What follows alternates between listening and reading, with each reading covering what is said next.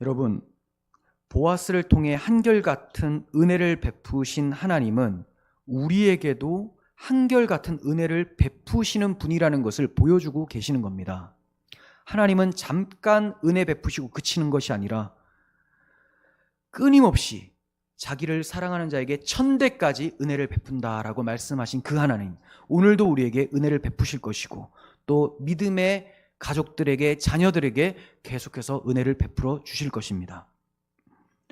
나오미는 룻에게 보아스가 누구인지 말을 해줍니다. 그 사람은 우리의 친족으로 기업 물을 자 중에 한 사람이다, 이렇게 얘기를 해줘요. 기업 물을 자, 고엘이라고 하는데, 고엘, 기업 물을 자, 고엘은 되찾다, 그리고 되갚아주다, 구속하다, 이런 뜻이에요. 되찾다, 구속하다, 회복시켜주다. 그래서 기업 물을 자 제도를 고엘 제도라고 해요. 고엘 제도. 이 고엘 제도는 하나님께 받은 기업을 영구히 보존하게 해줍니다. 기업을 영구히 보존하게 해주고 또 혈통을 유지시켜 줍니다. 그리고 부당한 피해를 받았을 때는 그것을 보상해 주기 위한 하나님의 은혜로운 제도예요. 자, 그렇다면 고엘 제도, 기업 물을 자의 제도에 대해서 잠깐 말씀드리겠습니다. 우리가 룻기 서론을 하면서 이미 말씀을 드렸지만 한 번 더 짚고 넘어가는 것이 정리하기에 좋을 것 같습니다. 고엘의 의무가 뭘까요? 기업 물을 자의 의무. 기업 물을 자는 무엇을 해줘야 되는가?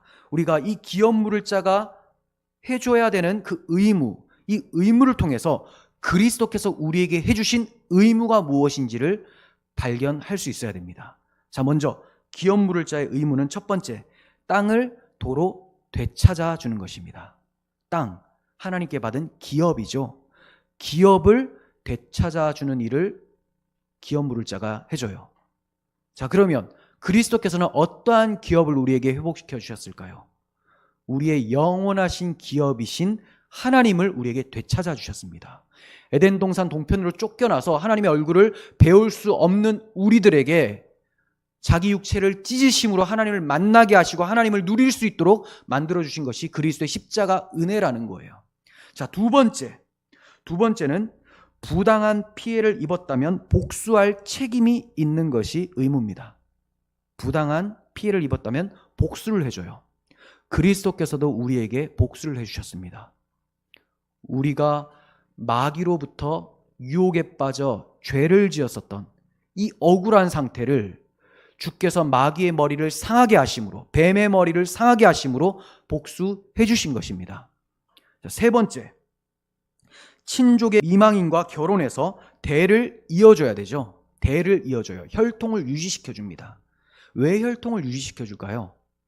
하나님께서 주신 기업은 영원한데 사람이 죽어버리면 기업을 누릴 수가 없겠죠.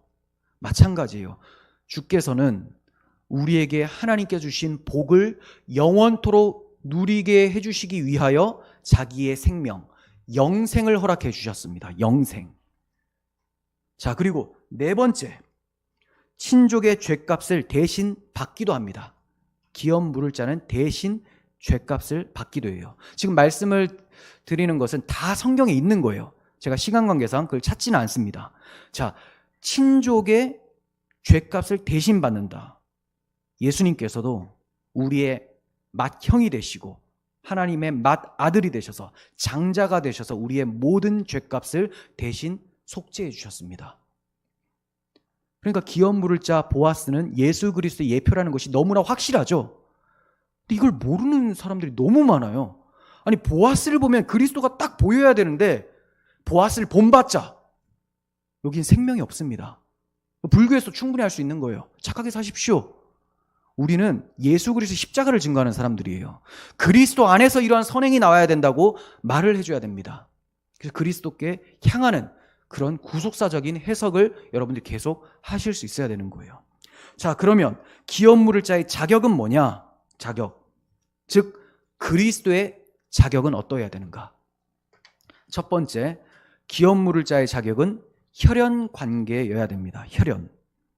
주님께서 우리의 혈연 관계가 되시기 위하여 하늘 보자 영광을 버리시고 종의 형체를 가지사 사람들과 같이 되셨죠. 우리와 같이, 우리를 동정하시고 죄 없으신 하나님의 아들, 완전한 인간, 완전한 하나님으로 오셨다라는 거예요. 혈연관계. 두 번째, 자원하는 마음이 있어야 됩니다. 자원.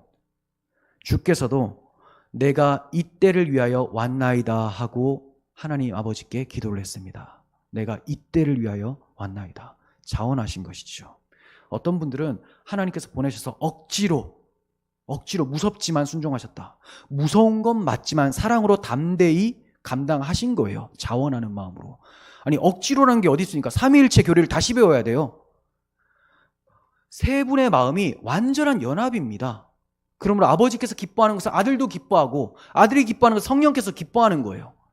그러므로 자원하는 마음으로 주께서 내가 이때를 위하여 왔나이다라고 말씀하셨던 겁니다.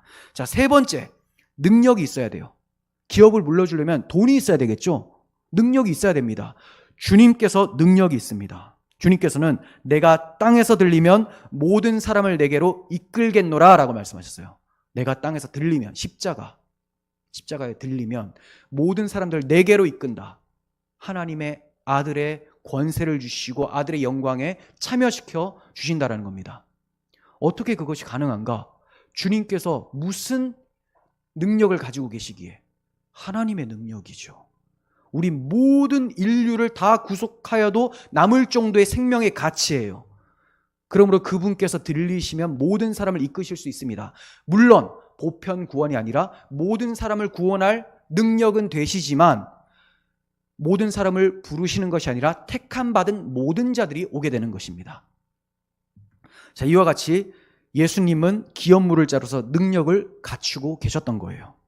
이런 면에서 볼 때 보아스는 베들레헴에서 유력한 자였으며 친족에게 호의를 베풀 줄 아는 자로서 기업물을 자로 합당했죠. 예수님께서도 베들레헴의 유력한 자로서, 베들레헴에서 나시고 우리의 기업물을 자로서 합당한 자라는 것을 보여주고 계시는 것입니다.